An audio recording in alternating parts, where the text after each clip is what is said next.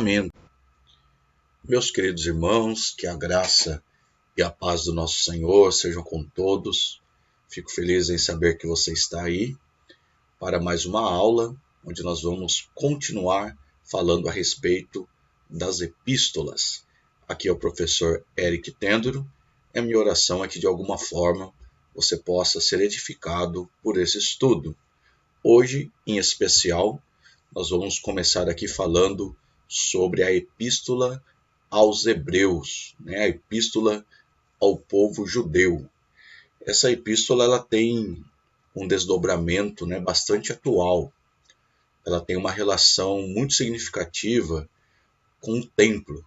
Se você pensar que Deus sempre quis um lugar para habitar no meio do povo, e antes Deus tinha total liberdade de se manifestar no jardim, lá no Éden, diante de Adão, diante de Eva, porque o lugar era santo e próprio para receber Deus e a sua glória, e com o pecado isso foi profanado, Deus sempre passou a procurar oportunidades para se revelar ao povo. Ele vai se revelar a Moisés no alto do Sinai, depois vai querer falar com o povo a partir do Sinai. O povo vai dizer, não, fale o Senhor com Moisés, e Moisés fale a nós. Então Deus prepara o tabernáculo no meio do deserto, para que ele possa manifestar-se ali. E uma vez por ano, o sumo sacerdote entrava no Santo dos Santos, onde tinha a presença de Deus. Então esse tabernáculo ele vai evoluir para o Templo de Salomão, que é o auge de Israel, da questão religiosa de Israel, onde a glória se manifestou, onde os sacerdotes não podiam ficar em pé, tamanha glória revelada. Aquele tabernáculo improvisado no deserto, agora se transformou em um suntuoso templo, muito belo, revestido de ouro e de tudo que há de melhor. Mas a gente conhece a história. Nabucodonosor vai invadir Jerusalém, vai destruir o templo, vai levar os utensílios do templo embora, vão se cumprir as profecias de Jeremias e outros, dizendo que o templo seria derrubado, e o povo vai ficar preso 70 anos no cativeiro babilônico, e depois vai retornar para reconstruir o templo. E o templo reconstruído é o templo chamado de Zorobabel, esse templo que é reformado posteriormente nos tempos de Herodes, quando já o Império Romano dominava toda a Palestina. Então Herodes faz essa jogada, ele agradava a Roma, ao passo que também agradava os judeus, e assim ele dá uma boa melhorada naquele templo de Zorobabel e passa agora a ter o templo da época de Jesus. Mas a história vai nos mostrar que no ano 70, também cumprindo profecias de Jesus, que esse novo templo também seria derrubado. Isso vai acontecer no ano 70, o general Tito vai invadir Jerusalém, vai destruir aquele templo de Herodes. E o povo ele é obrigado a sair, cumprindo passagens de Mateus 24, que dizia que aquele dia não seja no sábado, não seja no inverno, ai das grávidas. Jesus se referia a essa invasão, essa destruição que teve em Jerusalém, e mais uma vez os judeus ficaram dispersos pelo mundo, e os que ficaram, a maior parte morreu. E aí que vai estar essa questão do templo ligado com Hebreus, porque após a saída do povo judeu, quem vai se apropriar do lugar são os muçulmanos, e os muçulmanos vão criar lá o Domo da Rocha, uma mesquita muçulmana. Certamente você já viu aí na internet, em vários lugares, cujo topo ali é todo de ouro, próximo ao que restou do templo, ali onde tem o Muro das Lamentações.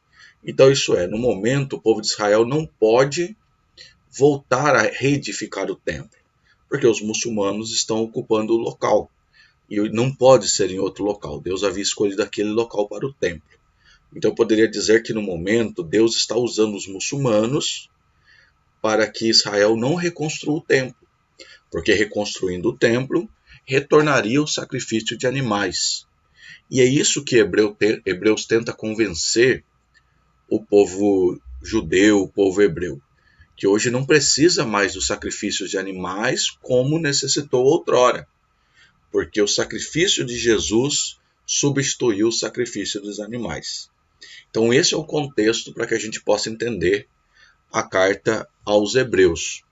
Então agora nós já temos, um sacrifício eterno, um sumo sacerdote eterno, que é Jesus, e Deus proveu essa maneira, de impedir o povo de Israel em reerguer esse templo, que é uma tentativa constante deles, já reconstruíram vários elementos do templo, e agora eles dependem da saída ali dos árabes, dos muçulmanos do local, para reconstruir o templo, e nós sabemos que isso só vai acontecer com o anticristo, que vai enganá-los naquela visão escatológica.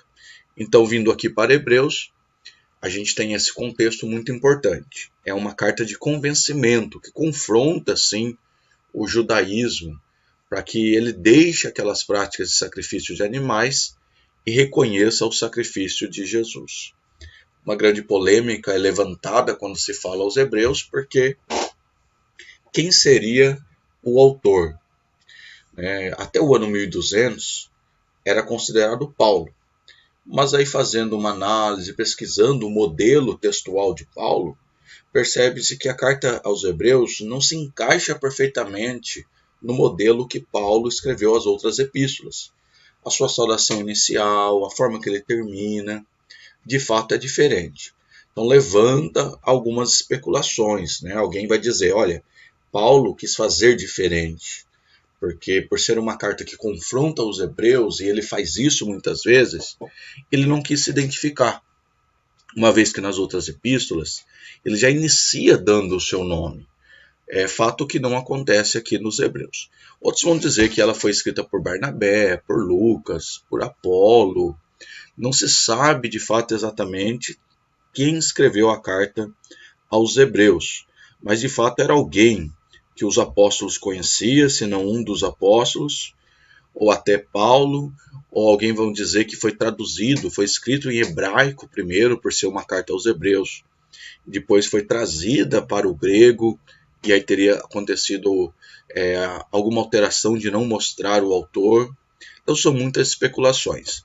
Mas biblicamente o que nós podemos dizer é que de fato era alguém do convívio deles. Isso fica muito claro quando você vai no capítulo 13, no verso 19, ele vai dizer assim, e com instância vos exorto a que o façais, para que eu mais depressa vos seja restituído. Então, quando ele fala isso na primeira pessoa, eu, dá a entender que quem está recebendo aquela carta sabe quem é o escritor. É alguém que quer voltar para estar no meio deles. Então, aí, talvez reforce um pouco que seja Paulo, talvez alguém que esteja preso também, mas é mais seguro nós dizermos que o autor é incerto, embora que era alguém que conhecia muito bem o judaísmo e alguém do convívio dos apóstolos. Ok? Vamos seguir? Vamos dar uma passada aqui pelos textos de Hebreus. Hebreus ele tem o objetivo de mostrar a supremacia de Cristo, que Cristo está além dos sacerdotes, que Cristo está além de Moisés, além dos anjos, além de Abraão, além de Melquisedeque. Então ele vai argumentando a cada capítulo, mostrando a supremacia de Cristo em relação a esses outros importantes personagens. Então quando nós vamos lá no capítulo 1, nós vamos ter a apresentação de Jesus, e o autor mostrando que Jesus não é outro Deus, ou um Deus substitutivo do Deus do Antigo Testamento, mas que ele é o mesmo Deus, que ele é a continuidade do Antigo Testamento, está em Jesus. Nós vamos ver que ele vai dar uma valorização de Jesus.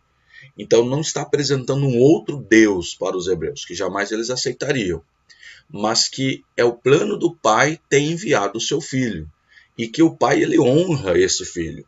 Quando nós vamos no capítulo 1, no verso 13, o texto vai dizer, mas a qual dos anjos disse jamais, assenta-te à minha direita, até que eu ponha os teus inimigos por escabelo de teus pés.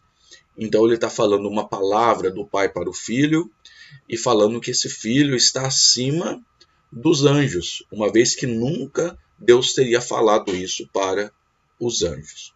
Quando nós vamos no capítulo de número 2, ele vai mostrar um resumo da obra salvífica de Cristo na cruz, e que essa salvação ela vem por Cristo, e que nós não podemos negligenciar esse único modo de salvação através de Jesus. O capítulo 2, o verso 3 diz: como escaparemos nós se descuidarmos de tão grande salvação, a qual, tendo sido anunciada inicialmente pelo Senhor, foi-nos depois confirmada pelos que a ouviram. Então, quer dizer, não há outra maneira de ser salvo se nós descuidarmos da salvação que foi trazida por Cristo. E aí ele vai entrar na questão de Abraão, ainda dentro do capítulo 2, a fim de mostrar a superioridade de Cristo em relação a Abraão. Capítulo 2, versos 16 e 17 diz: pois na verdade não presta auxílio aos anjos, mas sim à descendência de Abraão, pelo que convinha que em tudo fosse feito semelhante aos seus irmãos, para se tornar um sumo sacerdote misericordioso e fiel nas coisas concernentes a Deus, a fim de fazer propiação pelos pecados do povo, porque aquilo que ele mesmo sendo tentado padeceu, pode socorrer aos que são tentados. Então a ideia do autor é resgatar a ideia de Abraão, valorizando, os feitos de Abraão, mas sempre apontando para uma superioridade de Cristo, que fica ainda mais evidente dentro do capítulo de número 3, que não só fala da superioridade de Cristo a Abraão, mas também ele vai apresentar a figura agora de Moisés. Então o autor ele toma cuidado para não desvalorizar o Antigo Testamento, manter intacta a importância dos personagens, mas fazendo uma transição, mostrando que mesmo o feito desses homens sendo importante, o feito de Jesus é maior do que eles. Quando você vai no capítulo 3, versos 5 e 6, ele vai tocar na questão de Moisés. Diz assim: Moisés, na verdade, foi fiel em toda a casa de Deus, como servo, para testemunho das coisas que se haviam de anunciar. Mas Cristo é como filho sobre a casa de Deus, o qual casa somos nós, se tão somente conservarmos firmes até o fim a nossa confiança e a glória da esperança. Tá? Então Moisés é importante, mas Cristo, o seu feito é bem maior do que o feito de Moisés. Quando vamos no capítulo 4 e o capítulo 5, ele vai apontar para Jesus como um sacerdote que substituiu os sacerdotes do Antigo Testamento, que agora nós temos um sacerdote que ele é perfeito, porque os sacerdotes do passado faziam o seu trabalho, mas tinham que sacrificar para o perdão do seu próprio pecado, para depois fazer o sacrifício pelo pecado do povo. Mas esse sacerdote, a saber, Cristo, ele é um sacerdote sem pecado.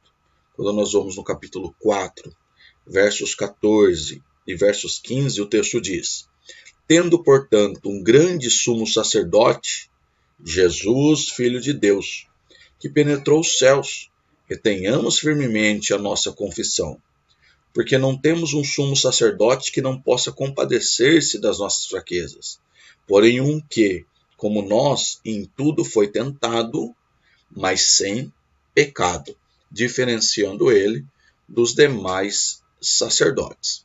O capítulo 5, verso 1 vai dizer: porque todo sumo sacerdote tomado dentre os homens é constituído a favor dos homens nas coisas concernentes a Deus, para que ofereça dons e sacrifício pelos pecados. O verso 2: podendo ele compadecer-se devidamente dos ignorantes e errados, porquanto também ele mesmo está rodeado de fraqueza. Então ele fala da limitação desse sacerdote sendo humano. Então qual que você prefere? Depender do sacerdote humano, tão pecaminoso, tão cheio de fraqueza, ou para Cristo, aquele sumo sacerdote que é perfeito? E aí no capítulo 6, ele vai mostrar o verdadeiro caráter da fidelidade de Deus, e fazendo um convite para que o homem ele possa se aprofundar nos mistérios de Deus, a fim de deixar ali os rudimentos da doutrina de Cristo. É isso que o texto diz. Hebreus capítulo 6, verso 1. Pelo que, deixando os rudimentos da doutrina de Cristo, prossigamos até a perfeição, não lançando de novo o fundamento de arrependimento de obras mortas e de fé em Deus. Então, deixando o rudimento seria a ideia de deixar as partes básicas, né? As partes superficiais, que eles se despertem para compreender os ensinamentos, a doutrina que há em Cristo, exatamente essa doutrina daquele que foi o sacrifício ao mesmo tempo que foi o sumo sacerdote e permanece até os dias de hoje. E aí tem um texto interessante dentro do capítulo 6, que é alvo de bastante discussão, né? Está lá no capítulo 6, a partir do verso 4. Porque é impossível que os que uma vez foram iluminados e provam o dom celestial, e se fizeram participantes do Espírito Santo, e provaram a boa obra de Deus, e os poderes do mundo vindouro, e depois caíram, sejam outra vez renovados para o arrependimento, visto que, quanto a eles, estão crucificando de novo o Filho de Deus e o expondo ao vitupério. Então tem uma advertência, né, que para aqueles que já provaram o dom de Deus e depois caíram, e são aqueles que estão crucificando novamente o Filho de Deus, e da dificuldade que esses possam ser restaurados, né? Alguém usa esse texto naquela ideia de que sim, se as pessoas não perseverarem, elas podem perder a sua salvação, mesmo que uma vez elas já foram salvas.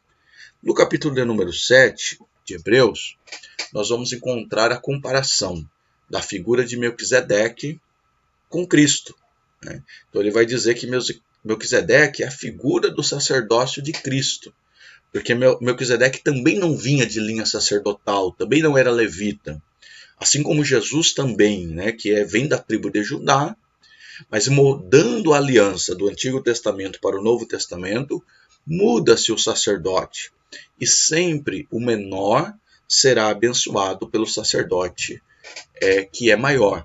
Então que Cristo seria representado ali por Melquisedeque, e que Abraão é menor que Melquisedeque, assim como também Abraão é menor do que Jesus. E ele faz uma comparação dessa genealogia, né? O capítulo 7, verso 3 diz: sem pai, sem mãe, sem genealogia, não tendo princípio de dias, nem fim de vida, mas feito semelhante ao Filho de Deus, permanece sacerdote para sempre. O capítulo 7, dentro do verso 8, diz: e aqui certamente recebem dízimos homens que morrem ali, porém os recebe aquele de quem se testifica de que vive, né? E aqui tem uma defesa de quando se defende o dízimo, dizendo que o dízimo ele é anterior à lei, uma vez que Melquisedeque é anterior à lei também, né? E que antes da lei, Abraão espontaneamente deu, né, ali o dízimo para Melquisedeque. E ali o capítulo 7, versos 23 e 24, fala dessa eternidade de Cristo como sacerdote. E, na verdade, aqueles que foram feitos sacerdotes, em grande número, porque pela morte foram impedidos de permanecer. Mas este, porque permanece para sempre, tem o seu sacerdócio perpetuamente. Então, quer dizer, para sempre o sacrifício de Cristo, agora para sempre ele é o sacerdote eterno. O capítulo 7, verso 28 diz: porque a lei constitui sumos sacerdotes a homens que têm fraqueza, mas a palavra do juramento que veio depois da lei constituiu o Filho para sempre aperfeiçoado. Uma vez mais, ele mostrando a superioridade do sacerdócio de Cristo em relação ao sacerdócio de homens. Lá no capítulo 8, vai apresentar essa nova aliança feita a partir de Cristo e a superioridade dessa aliança do Novo Testamento. Porque na antiga aliança, o sacerdote entrava uma vez por ano no lugar santíssimo, né, no Santo dos Santos. Mas agora, por meio de Cristo, todos têm acesso à presença de Deus. O capítulo 8, verso 1 diz: ora, o que estamos dizendo? O ponto principal é este: temos um sumo sacerdote tal que se assentou nos céus à direita do trono da majestade. Enquanto os sacerdotes do Antigo Testamento também morreram, o nosso sacerdote, ele ressuscitou e está no céu com o Deus Pai. Logo, essa obra de Cristo, ela é infinitamente superior à obra dos sacerdotes do Antigo Testamento. O capítulo 8, versos 7 e 8 diz: Pois, se aquele primeiro fora sem defeito, nunca se teria buscado lugar para o segundo. Porque, repreendendo-os, diz: Eis que virão dias, diz o Senhor, em que estabelecerei com a casa de Israel e com a casa de Judá um novo pacto, nessa comparação dos sacerdotes antigos com o novo sacerdócio de Cristo. Caminhando aqui, dando uma pincelada em cada capítulo, o capítulo 9, ele fala da descrição do tabernáculo, onde eram feitos ali os sacrifícios, e que o tabernáculo em Cristo é diferente, né, que é no próprio céu. Então, no tabernáculo, o acesso era apenas do sumo sacerdote, mas a nova aliança, todo mundo tem acesso ao próprio Deus. Por isso o capítulo 9, versos 11 e 12 vai dizer: Mas Cristo, tendo vindo como sumo sacerdote dos bens já realizados, por meio do maior e mais perfeito tabernáculo, não feito por mãos, isto é, não desta criação, e não pelo sangue de bodes e novilhos, mas pelo seu próprio sangue, entrou uma vez por todas no santo lugar, havendo obtido uma eterna redenção. Então, o sacrifício era a figura do sangue de Cristo, né? Então, que os bodes, os animais sacrificados apontavam para esse novo pacto, né? E que esse pacto antigo ele era imperfeito, por isso ele precisava ser refeito a cada instante, a cada pecado. Mas agora com Cristo, nós vemos aí uma eterna redenção diante do derramamento do sangue de Jesus. O capítulo 9, o verso de número 24, vai nos dizer: Pois Cristo não entrou num santuário feito por mãos, mas figura do verdadeiro, mas no próprio céu, para agora comparecer por nós perante a face de Deus. Ele sim, né, que intercede por nós diante de Deus, pois ele está no próprio céu. E o verso 26 do capítulo 9 diz: De outra forma, necessário lhe fora padecer muitas vezes desde a fundação do mundo. Mas agora, na consumação dos séculos, uma vez por todas se manifestou para aniquilar o pecado pelo sacrifício de si mesmo. Veja, então, irmãos, que o que há aqui é argumentos do autor a cada instante mais tentando convencer, né, os receptores dessa carta que aquilo que Cristo faz é muito maior do que tudo que foi feito no Antigo Testamento.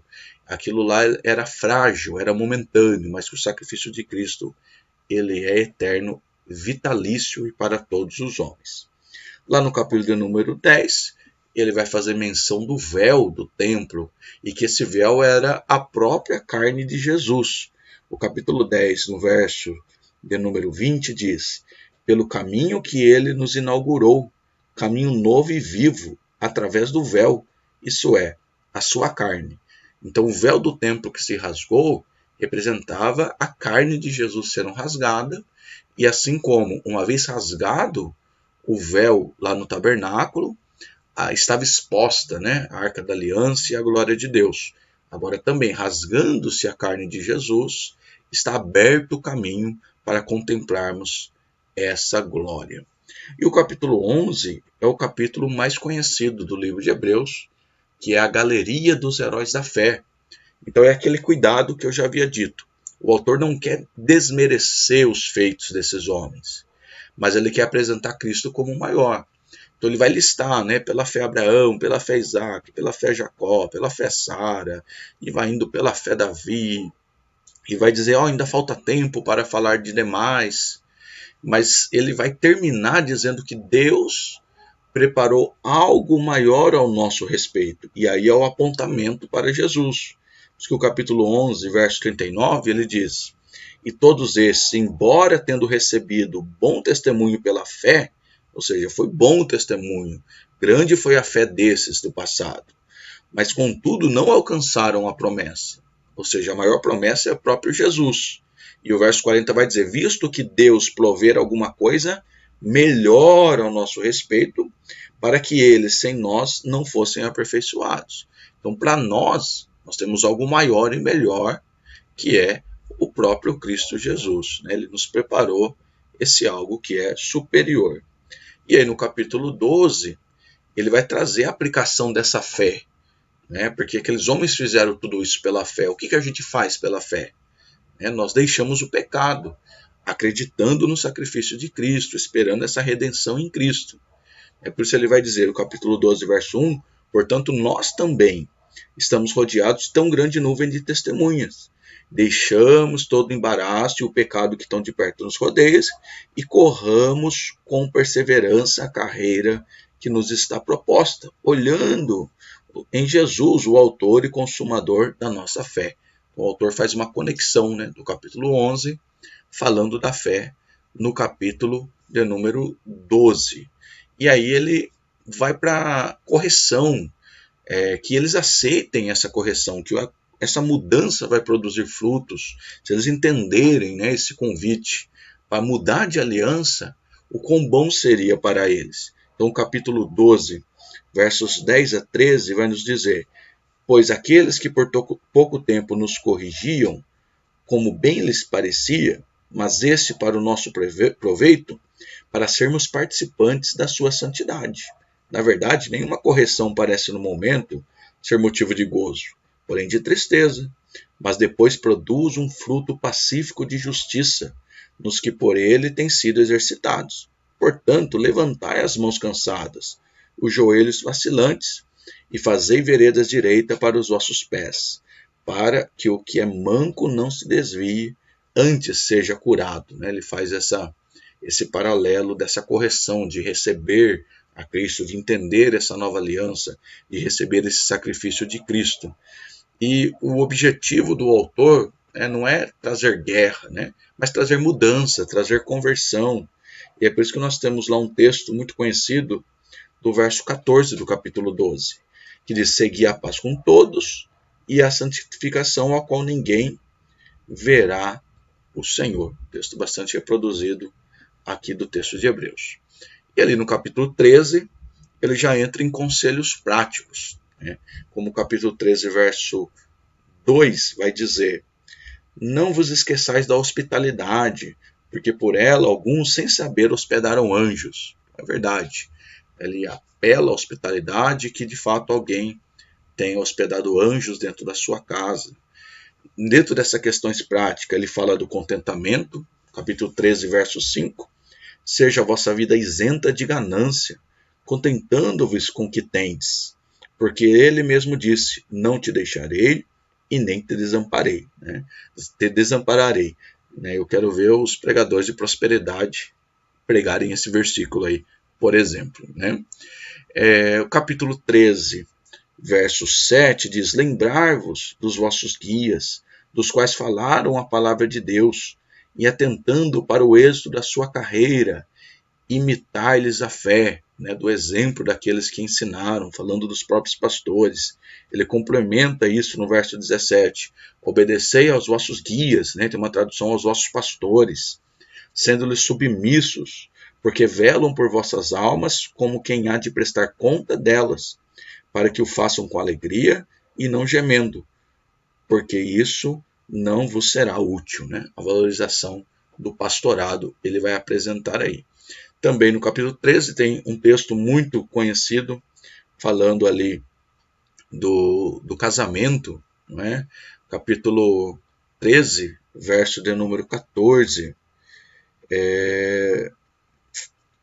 Porque nós não temos aqui permanente, mas buscamos uma cidade vindoura. Na verdade não era esse texto, mas ele vai citar aqui no capítulo, acho que eu não anotei corretamente, mas dentro do capítulo 13, ele vai citar aqui para nós, referente também ao casamento. Na verdade, é o capítulo 13, verso 4, corrigindo aqui, peço até desculpa. Capítulo 13, verso 4, aqui fala do casamento.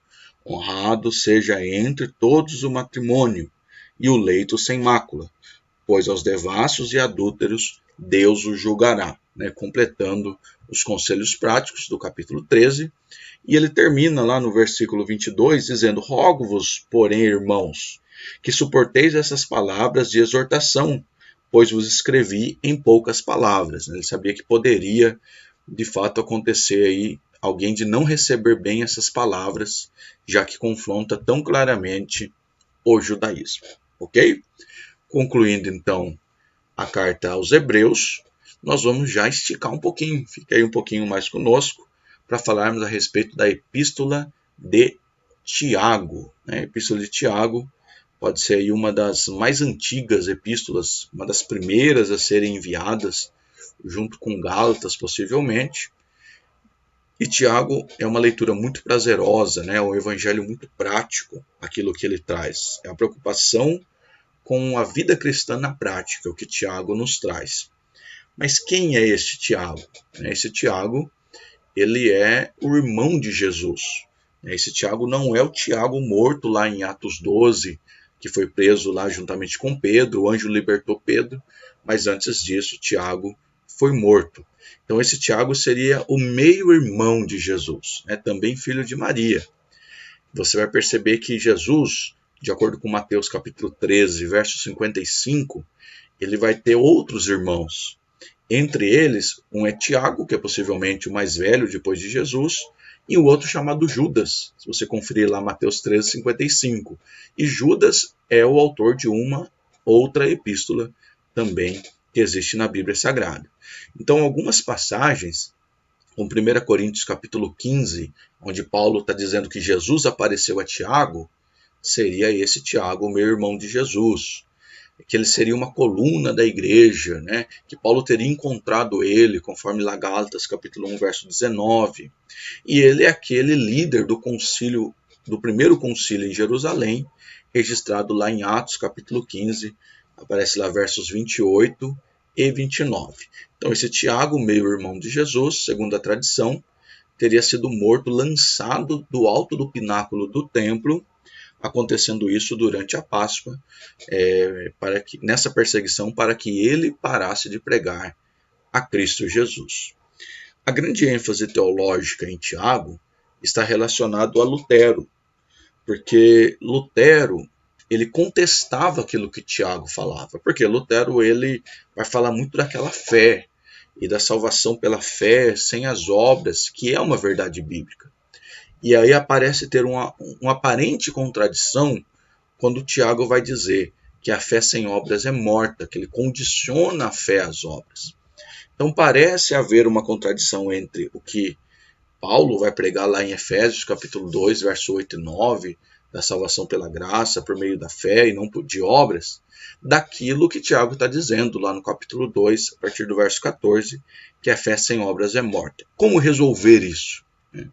É que a fé que Lutero diz, que Paulo diz lá em Efésios capítulo 2, é uma fé para a salvação. E realmente, para ser salvo não vem de homem, para que ninguém se glorie, vem do próprio Senhor. Então não é uma obra humana, a fé salvífica. Agora, essa fé que Tiago diz é uma fé já para o salvo.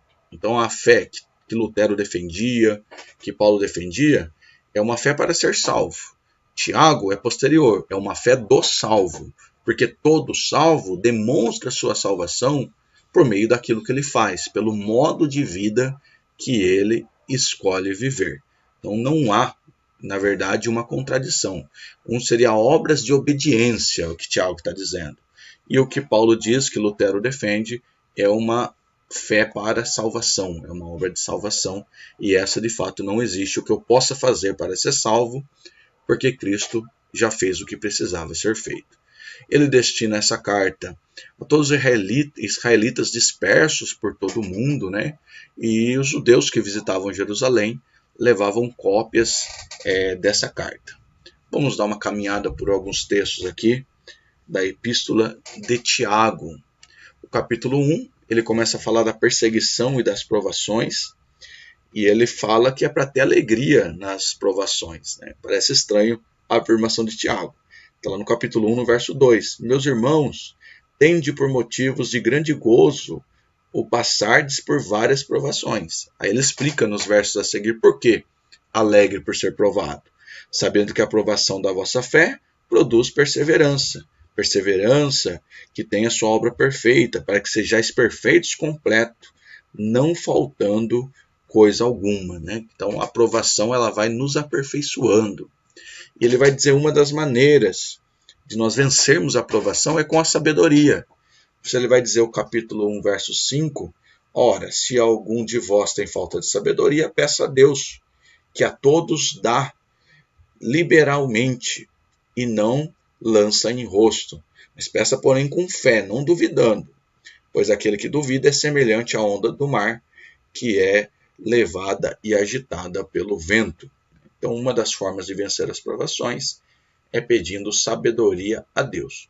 E ele entra numa série de conselhos práticos, né? Como lá no verso 19, para quem é muito falante, né? Sabei isso, meus amados irmãos, todo homem seja pronto para ouvir, tardio para falar e tardio para irar-se. Há muitas pessoas que gostam de conversar, mas só precisa aprender a conversar, né? Tem pessoas que não conversam, dão palestras. Então o diálogo é composto. Um fala, o outro ouve. Depois aquele que ouviu fala. Então ele diz que é melhor ouvir, né, do que ficar falando. Então nós temos que ser bons para dialogar. Saber falar, mas saber ouvir também é muito importante. Né? Eu já vi que tem aquelas pessoas que quando o outro vai falar, ele desinteressa da conversa. Mas quando ele está falando, quer que todos prestem atenção nele. Ficamos atentos com isso. E aí sermos praticantes na palavra.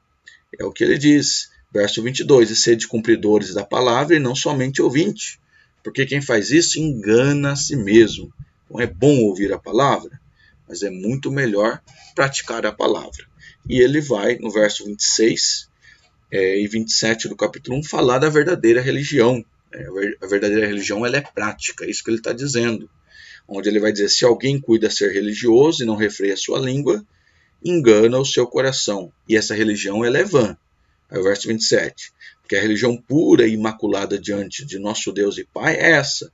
Visitar o órfão e viúvas nas suas aflições e necessidades. Indo para o capítulo 2, ele vai trazer uma advertência da acepção de pessoas e daqueles que fazem distinção entre quem possui bens e o que não possui.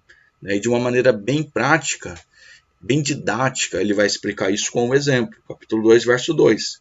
Porque se entrar na vossa reunião algum homem com anel de ouro no dedo e com traje esplêndido, e entrar também algum pobre com traje sórdido, e atentares para o que vem com traje esplêndido, e disser-lhe, senta aqui no lugar de honra, e disser ao pobre, fique em pé, ou assenta-te abaixo dos cabelos dos meus pés, não façais, porventura, distinção? Então ele está falando da acepção de pessoas dentro da própria igreja. Não é?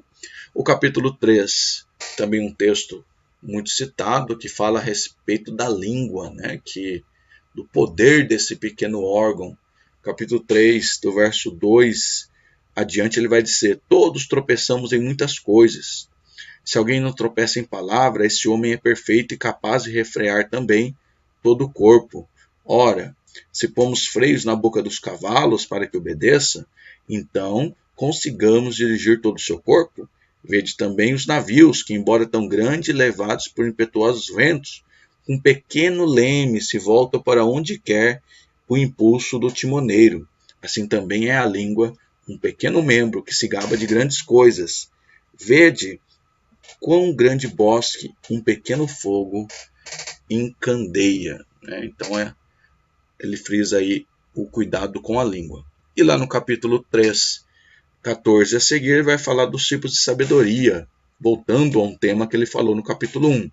Quem dentre vós é sábio e entendido, mostre pelo seu bom procedimento as suas obras, em mansidão e sabedoria.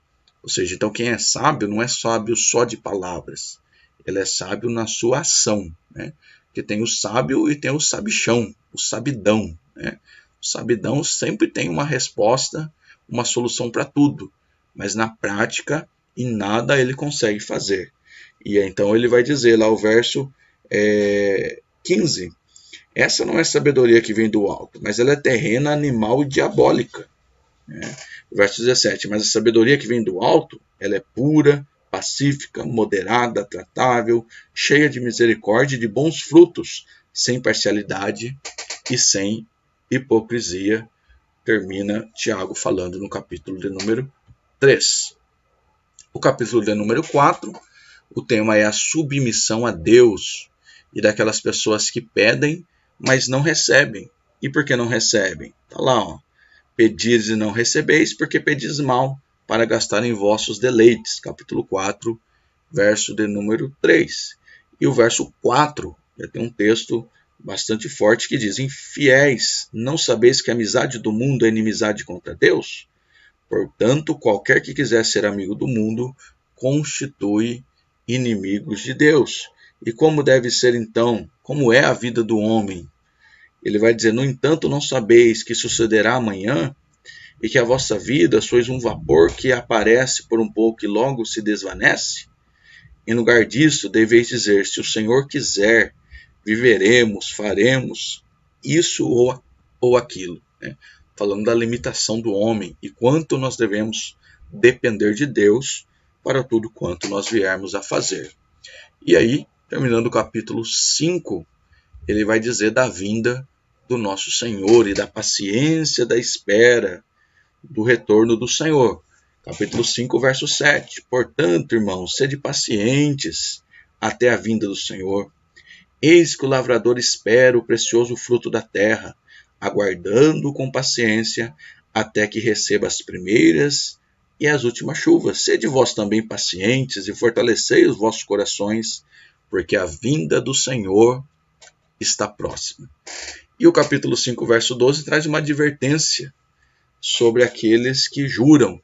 Tem algumas coisas que você vê na internet,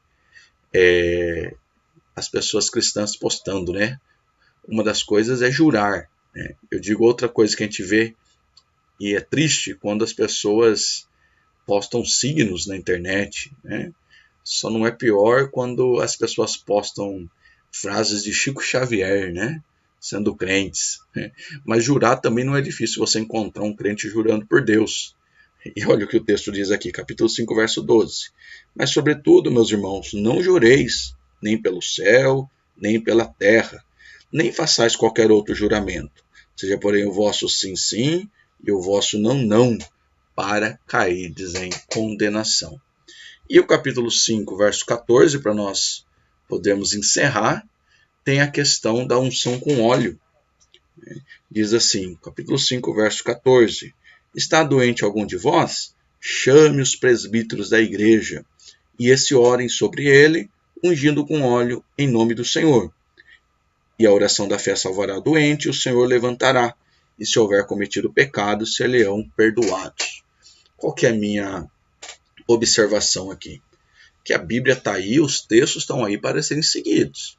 Então está dizendo, se alguém está doente, aqui é bem nominalmente, chame o presbítero, chame a liderança, os pastores da igreja.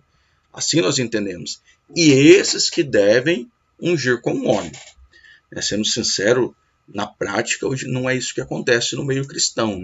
Você vê várias pessoas com óleo, as pessoas, às vezes nem cristãs, indo buscar o óleo na igreja, participando de campanhas que derramam óleo.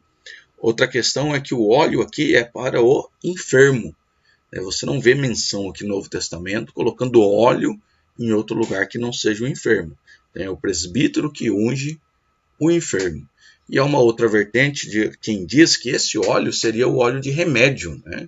Já que Tiago estaria falando da parte prática da vida cristã, quando você vai, não adianta orar, você tem que levar o remédio também para ajudar essa pessoa na dificuldade que ele tem.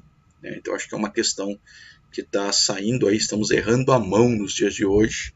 Está muito popular, todo mundo com óleo, todo mundo passando óleo em todo mundo. Eu não vejo essa liberdade total com base no texto do capítulo 5, do verso 14, embora respeitamos todas as denominações, eu vejo com preocupação essa questão. Sendo assim, meu querido, nós concluímos aqui a nossa aula de hoje, falando sobre Hebreus e Tiago, Que Deus continue te abençoando. Até a próxima. Fiquem na paz do Senhor Jesus.